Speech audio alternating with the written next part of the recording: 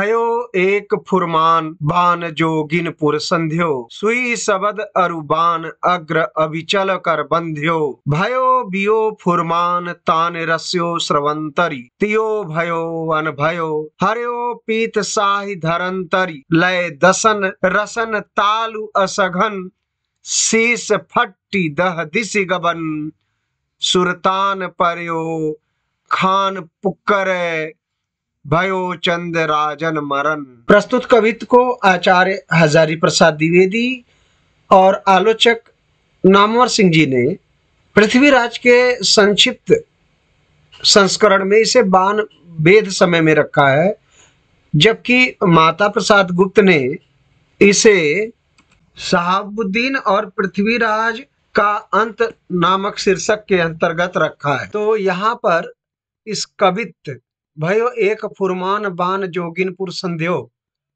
का जो अर्थ है वह यह हुआ कि एक प्रथम फरमान हुआ।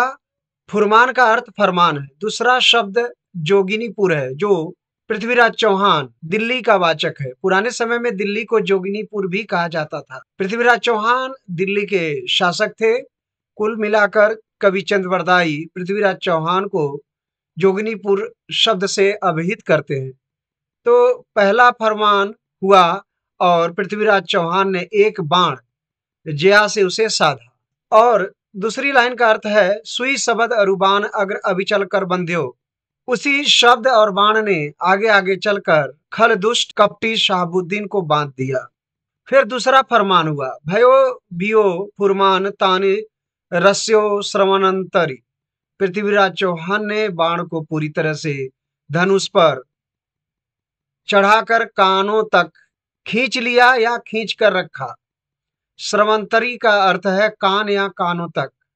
फिर चौथी पंक्ति है तियो भयो वन भयो हर्यो पीत साहि धरंतरी। तीसरा शब्द फरमान को सुनते ही सुना गया कि सुल्तान धरती पर गिर पड़ा।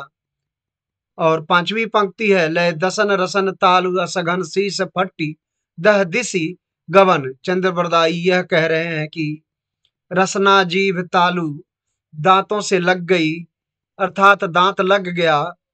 बेहोश जैसा हो गया, अर्थात निस्तेज हो गया। शरीर के 10 द्वार रुंध गए, अवरुद्ध हो गए। दोनों कपाट अर्थात होठ बंद हो गए, सघन रूप से बंध गए, बंद हो गए। अंतिम पंक्ति सुरतान पर्यो खान पुक्कर भयो चंद राजन मरण। और अंतिम पंक्ति है खान ने पुकारा शाह, शाह धरती पर गिर पड़ा है, अर्थात मृत्यु को प्राप्त हो गया है। और इधर राजा अर्थात पृथ्वीराज चौहान का मरण हो गया है या राजा की मृत्यु हो गई है।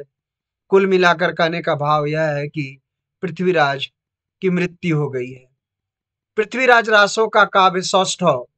नंबर 1 पृथ्वीराज रासो रासक शैली में लिखा गया काव्य है।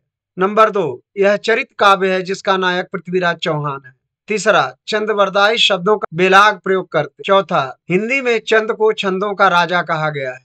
आलोचक नामवर सिंह के अनुसार रासो एक ही साथ संस्कृत प्राकृत तथा अपभ्रंश की प्राचीन छंद परंपरा के पुनरुज्जीवन तथा हिंदी के नूतन छंद संगीत के सूत्रपात की संधि बेला है। छठा शिव सिंह सेंगर ने चंद को छप्पयों का राजा कहा है। भाषा पिंगल ब्रज भाषा है।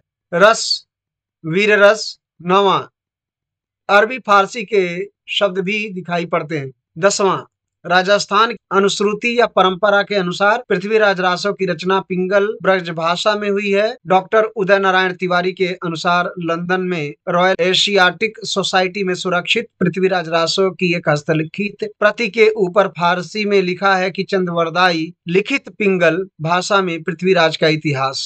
संक्षिप्त पृथ्वीराज रासो पृष्ठ 166। रासो की भाषा प्रधानतः 16वीं शताब्दी में साहित्य के क्षेत्र में प्रयुक्त ब्रज भाषा है, ना कि डिंगल अथवा प्राचीन साहित्यिक मारवाड़ी न अपभ्रंश है। किंतु शब्द समूह के अपभ्रंश समास और डिंगल रूपों का प्रयोग रासों में बहुत हुआ है। यह एक शैली मात्र थी जिसका प्रयोग वीर रस संबंधी स्थलों पर अनेक समकालीन कवियों ने किया, जैसे केशव, तुलसी, भूषण, चंद्रशेखर आदि। तेसी तोरी और डॉक्टर जॉर्ज ग्रियर्सन ने रासों को पश्चिमी हिंदी ब्रज की भाषा बताया है। स्रोत संक्षिप्त पृथ्वीराज रासो पृष्ठ 166। साभार संक्षिप्त पृथ्वीराज रासो, संपादक आचार्य हजारी प्रसाद द्विवेदी, डॉक्टर नामवर सिंह। पृथ्वीराज रासो माता प्रसाद गुप्त।